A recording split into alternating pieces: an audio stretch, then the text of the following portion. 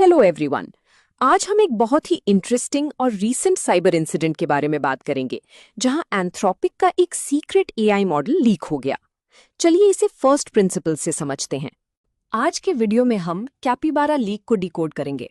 मार्च 2026 में एंथ्रोपिक, जो कि एक लीडिंग एआई कंपनी है, उनका एक secret AI model accidentally leak हो गया। इंटरनल डॉक्यूमेंट्स में इस मॉडल का कोड नेम कैपिबारा था, जिसे बाद में क्लॉड माइथोस के नाम से जाना गया। इस लीक में कोई हैकर इन्वॉल्व नहीं था, बल्कि ये एक सिंपल सिस्टम कॉन्फ़िगरेशन एरर था। फर्स्ट प्रिंसिपल से सोचें तो किसी भी सिक्योर सिस्टम की सबसे कमजोर कड़ी अक्सर ह्यूमन एरर होती है। इस इंसिडेंट ने ये साबित कर दिया कि दुनिया की सबसे एडवांस्ड एआई सिक्योरिटी कंपनी भी बेसिक ऑपरेशनल मिस्टेक्स कर सकती है। इस डायग्राम में हम इंसिडेंट की टाइमलाइन स्टेप बाय स्टेप देख सकते हैं। सबसे पहले एआई मॉडल ट्रेनिंग का प्रोसेस कंप्लीट किया गया। उसके बाद टीम ने अपनी ब्लॉग ड्राफ्ट्स और इमेजेस को अपनी कंटेंट मैनेजमेंट सिस्टम यानी सीएमएस में अपलोड करने का काम किया। लेकिन यहीं पर एक बहुत बड़ा कॉन्फ़िगरेशन एरर हुआ, जिसके कारण ये सारा का सारा सेंसिटिव डेटा इंटरनेट पर पब्लिकली एक्सपोज हो गया और दुनिया को इस नए कैपिबारा मॉडल के बारे में समय से पहले ही पता चल गया। अब समझते हैं कि ये लीक हुआ कैसे। एक सीएमएस यानी कंटेंट मैनेजमेंट सिस्टम वो टूल है जिससे कंपनी अपने ब्लॉग्स और वेबसाइट का डेटा मैनेज करती है। फर्स्ट प्रिंसिपल्स के हिसाब से जब भी आप कोई फाइल अपलोड करते हैं तो सिस्टम को तय करना होता है कि उसे कौन देख सकता है। एंथ्रोपिक के सिस्टम में एक बहुत बड़ी गलती थी कि बाय डिफॉल्ट सारी फाइल्स पब्लिक सेट थीं। इसका मतलब है कि जैसे ही कोई एम्प्लॉई कोई ड्राफ्ट या इमेज अपलोड करता, सिस्टम उसे एक पब्लिक यूआरएल असाइन कर देता था। अगर एम्प्लॉई ने मैन्युअली उसे प्राइवेट नहीं किया तो वो फाइल इंटरनेट पर कोई भी एक्सेस कर सकता था। इस फ्लो चार्ट में सीएमएस का मैकेनिज्म विजुअलाइज किया गया है, जिससे हमें फर्स्ट प्रिंसिपल समझ आते हैं। जब कोई एम्प्लॉई एसेट अपलोड करता है तो सिस्टम की सेटिंग्स चेक होती हैं।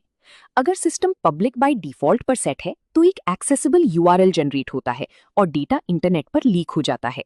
वहीं अगर ये प्राइवेट बाय डिफॉल्ट होता तो डेटा पूरी तरह सिक्योर रहता। एंथ्रोपिक की केस में पहला वाला फ्लो एग्जीक्यूट हो गया, जिसकी वजह से ये भयंकर डेटा लीक हुआ। इस सीएमएस एरर की वजह से लगभग 3000 हिडन फाइल्स इंटरनेट पर आ गईं। इनमें अनपब्लिश्ड ब्लॉग पोस्ट्स, इमेजेस और पीडीएफ फाइल्स शामिल थीं। सबसे चौंकाने वाली बात यह थी कि एक exclusive invite only CEO summit की डिटेल्स भी लीक हो गईं, जो यूरोप में होने वाली थी, जहां डारियो अमोदेई जाने वाले थे। इस डेटा को कैम्ब्रिज यूनिवर्सिटी के अलेक्जेंडर पॉवेल्स और लेयर एक्स सिक्योरिटी के रॉय पाज ने इंडिपेंडेंटली डिस्कवर किया। ये एक क्लासिक एक्सपोजर है जहां बिना किसी हैकिंग टूल के सिर्फ पब्लिक यूआरएल को सर्च करके सेंसिटिव इंफॉर्मेशन निकाली गई। इस पाई चार्ट में हम बहुत ही क्लियरली देख सकते हैं कि लीक हुए 3000 एसेट्स में क्या क्या डिस्ट्रीब्यूशन शामिल था। सबसे बड़ा हिस्सा ब्लॉग ड्राफ्ट्स और पीडीएफ फाइल्स का था। इसके अलावा इमेजेस, लोगोज और सीईओ समिट की सेंसिटिव डिटेल्स भी इसमें मौजूद थी। ये डिस्ट्रीब्यूशन बहुत ही गहराई से दिखाता है कि कंपनी का इंटरनल कम्युनिकेशन और स्ट्रैटेजी कितनी वल्नरेबल हो गई थी और इससे क्या क्या रिस्क पैदा हो सकते थे। लीक हुए डॉक्यूमेंट से सबसे बड़ा राज जो खुला वो था कैपिबारा टियर। फर्स्ट प्रिंसिपल से एआई मॉडल टियरिंग को समझें तो एंथ्रोपिक अपने मॉडल्स को साइज और कैपेबिलिटी के हिसाब से डिवाइड करता है। सबसे छोटा और फास्ट मॉडल हाइकू है, फिर सोनेट और उसके ऊपर ओपस आता है। लेकिन डॉक्यूमेंट्स ने एक नए टियर को एक्सपोज किया, जिसे कैपिबारा कहा गया। ये ओपस 4.6 से भी कहीं ज्यादा बड़ा, इंटेलिजेंट और एक्सपेंसिव मॉडल है।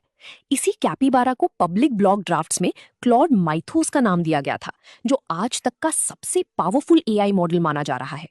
यहाँ जो डायग्राम प्रेजेंट किया गया है वो एंथ्रोपिक की मॉडल हायरार्की को बॉटम टू टॉप अप्रोच में एक्सप्लेन करता है। सबसे नीचे हाइकू मॉडल है जो फास्ट और लाइटवेट है, उसके ठीक ऊपर सोनेट है और फिर ओपस 4.6 आता है जो उनका करंट फ्लैगशिप माना जाता था। और सबसे टॉप पर अब ये नया कैपिबारा यानी माइथोस बैठता है, जो इंटेलिजेंस और कैपेबिलिटी के मामले में इन सबसे सुपीरियर और एडवांस्ड है। इस नए माइथोस मॉडल में ऐसा क्या था जिसने सबको हैरान कर दिया? लीक हुए ब्लॉग्स में साफ लिखा था कि माइथोस ने सॉफ्टवेयर कोडिंग और एकेडमिक रीजनिंग में ओपस 4.6 को बहुत पीछे छोड़ दिया है।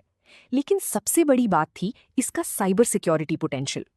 फर्स्ट प्रिंसिपल से देखें तो एक एआई जो कोड लिखना जानता है वो कोड में गलतियां भी बहुत आसानी से ढूंढ सकता है।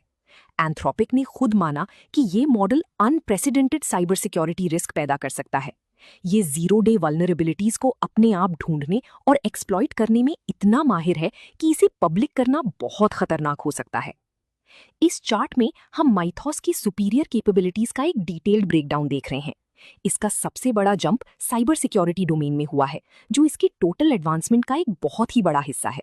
इसके साथ ही सॉफ्टवेयर कोडिंग और एकेडमिक रीजनिंग में भी ये मॉडल बहुत बेहतरीन परफॉर्म करता है। ये पूरा का पूरा कॉम्बिनेशन इसी एक ऐसा डुअल यूज टूल बनाता है जो डिफेंस और ऑफेंस दोनों में कमाल कर सकता है।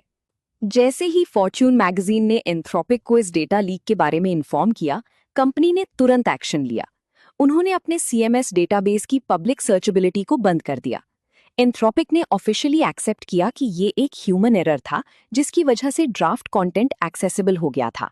डैमेज कंट्रोल करते हुए उन्होंने ये भी क्लियर किया कि माइथोस की बेतहाशा कैपेबिलिटीज और हाई ऑपरेशनल कॉस्ट्स को देखते हुए इसे जनरल पब्लिक के लिए रिलीज नहीं किया जाएगा।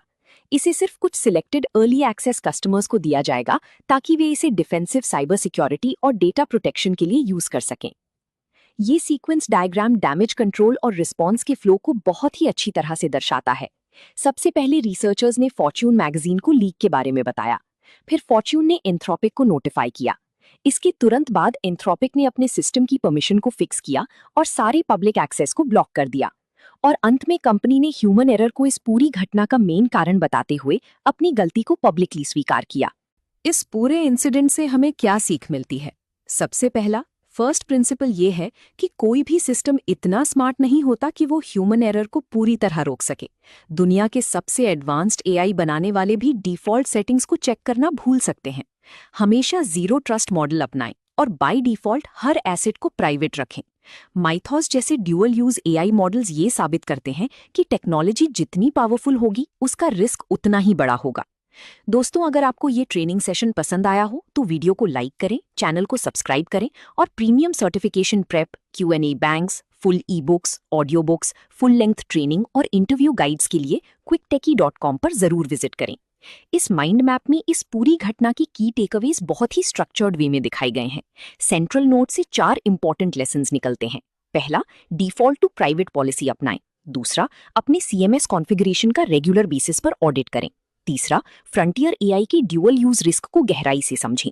और चौथा, ह्यूमन एरर को कम से कम करने के लिए ऑटोमेटेड सिक्योरिटी चेक्स और मॉनिटरिंग सिस्टम्स लगाएं। To find related ebook and other material for this training course, go to quicktechie.com. Now you will see all the video courses are available here. So let's move to the ebooks. You can go here, ebooks, all AI related ebooks, like you are watching currently Mythos related training. That ebook would be uploaded under this section. You can download this ebook. PDF would be available, all 300-page PDF. So you just click on the download this entire ebook. You can download from this section. So whatever training you are currently listening, corresponding ebook would be available. We have thousands of ebooks available. Now, other than that, we have on video courses which you are watching right now. This also all AI related courses are available. Similarly, for all company related trainings are available, like Microsoft, you can find it here with their respective certification training modules. All exam simulators which would help you to get the certification preparation. Just refresh if you get this kind of error. Okay, so now you can see these are all certification preparation materials. Will also be click here to the NVIDIA certification preparation material. So you can see all NVIDIA certification preparation materials. Click on any of this and it would load the entire screen and you can launch the practice paper. So this is what you can see, that you can submit the answer. We have an audiobooks available. Okay, so for each section, and these are our alumni who can you can find out all alumni who are accessing our portal.